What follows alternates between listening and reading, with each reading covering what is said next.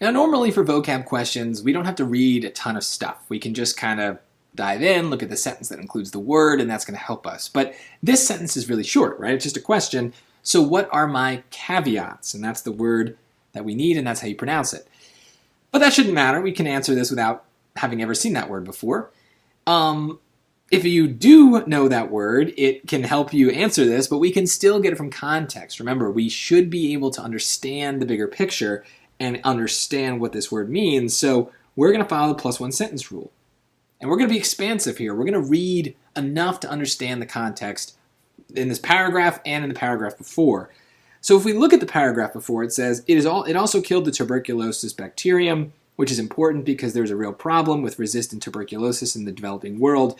It was also too difficult to select Teixobactin resistance. So it seems like this is positive, saying good things about Teixobactin. So what are my caveats?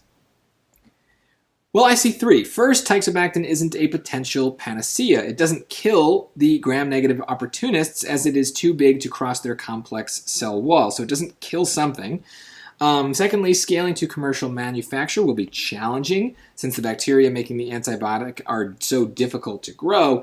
And thirdly, it's early days yet. As with any antibiotic, Teixobactin now faces the long haul of clinical trials. Okay, so these are problems. These are challenges. So what are, caveats? What is this person saying here? It probably means something like problems or worries, right? They're saying it's good at the beginning, and then there's some problems, and we're kind of getting to the problems. So let's take a look here.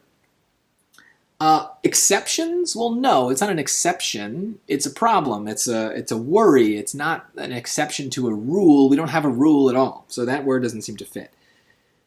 Restrictions is kind of negative, but it's not like a law has been passed that prevents this drug from working. This is a restriction. This isn't a restriction in that sense. So that word doesn't quite fit with the situation. It's negative, it's a limit, but it's not really like something that we're imposing. It's built into the chemical, whatever it is. Misgivings.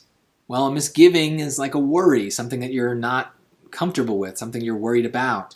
So that seems to fit, and it's not an explanation because that word isn't negative really at all. We want some sort of negative connotation here. So I do think this is a very difficult question, but misgivings is the answer. That is a pretty standard definition of the word caveat. It's not that weird if you know what that word means, but I think most people are going to have trouble with that word because it's just weird. But the context of the lines still helps us. So don't worry about scary vocab on questions like this and just in any question on the SAT reading. Like, odds are good that that scary word is somehow defined in some other place. Just think about connotations. That can at least get you halfway there. And then, if you need to guess, you need to guess. But I think it fits with all the other stuff that we know, not even knowing this word at all. So just don't panic over weird words. That's the moral of the story here.